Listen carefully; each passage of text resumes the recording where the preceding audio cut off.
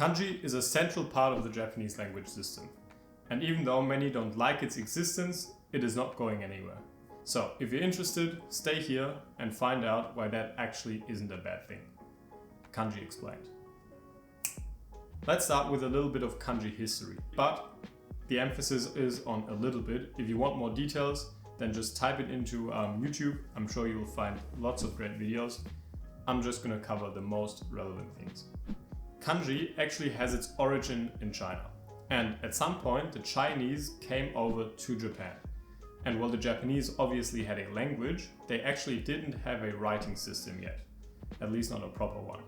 So they took heavy inspiration, or more or less copied, the Chinese, and fast forward a long time, and that's what we have today. 3 actually different alphabets. They are called hiragana, katakana, and kanji. Now, we're going to focus on kanji, but I'm going to focus on the 2 other alphabets first. Both of them, hiragana and katakana, are actually phonetic, which means that one character or one symbol actually represents one sound. Very similar to the English language. So you take those characters and those symbols and you stick them together and you basically form words.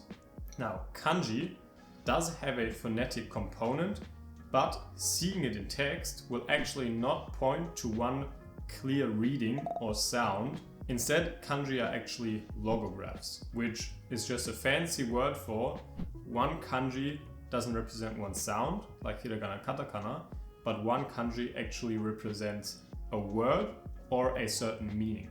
In fact, one kanji has actually multiple different sounds or possible sounds. And these sounds are categorized into kunyomi, onyomi, and name readings. Now, the problem with that is even within those categories, there are multiple different readings as well. So one kanji doesn't just have 3 readings, but even more than that, most of the time. And that obviously makes the learning process very difficult. So if you don't know a certain kanji or a certain word and you see it in text, you actually don't know what is pronounced. Even if you've seen that one kanji in another word before and know that sound or that reading for that kanji in that scenario. I do also have good news though. While to many non-Japanese speaking people, kanji may just look like an ocean of completely random scribbly lines, they very fortunately are not. Kanji are actually built upon themselves. So when you in a learning journey come across a certain kanji, that may very well be part of another kanji in the learning process down the line. And many learning approaches actually make use of that fact to learn kanji quicker. So this building block aspect of kanji makes the task of learning them go from seemingly completely impossible to actually achievable, while still being quite difficult. Technically, there are over 50,000 kanji out there, but you don't need to learn all of them. So according to this table and many other resources, you only need 2,200 kanji to get through most native material quite decently, but then the next step, 3,000 kanji, basically gets you through everything, in the vast majority of cases. And all of these aspects of kanji actually make way for different learning approaches. And for those I have made its own dedicated video for, but in short, they all play with the learning method and sequence of reading, writing, and the meaning of a kanji.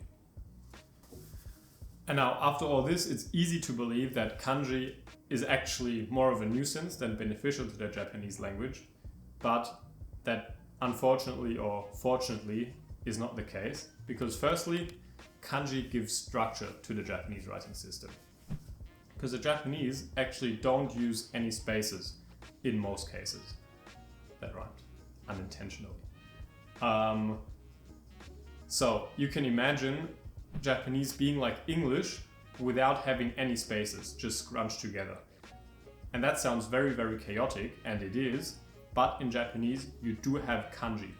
So with kanji being in those texts, you can clearly see the lines where one word ends and where the other one starts. Now the second reason is the existence of a thing called pitch accent. Pitch accent allows for words that are written the completely same way in hiragana or katakana to mean 2 completely unrelated meanings, like completely different words, just based off pronunciation and tonation.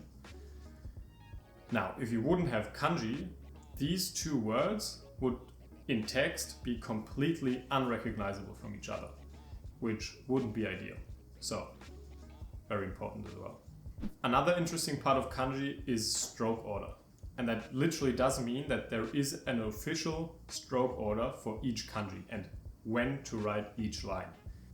And this is actually a commonly fought over topic in the learning community, but in my opinion and many others, learning stroke order for kanji is actually a good idea because it also helps you to differentiate between other kanji, and learning stroke order gives structure to each and every kanji in this whole ocean of different but very similar looking characters. As a conclusion, trying to acquire kanji is definitely a challenge, but in my opinion also a great journey. And if you're interested in those before mentioned learning approaches, make sure to watch this video. If it isn't up, I'm going to make it, I promise. And if it is, watch it. And yeah, I'll be giving my recommendation at the end of that video as well. If I missed anything about kanji, which I'm positive I have, make sure to educate me down below. And yeah, that's basically it. Thanks for watching, and as always, stay consistent.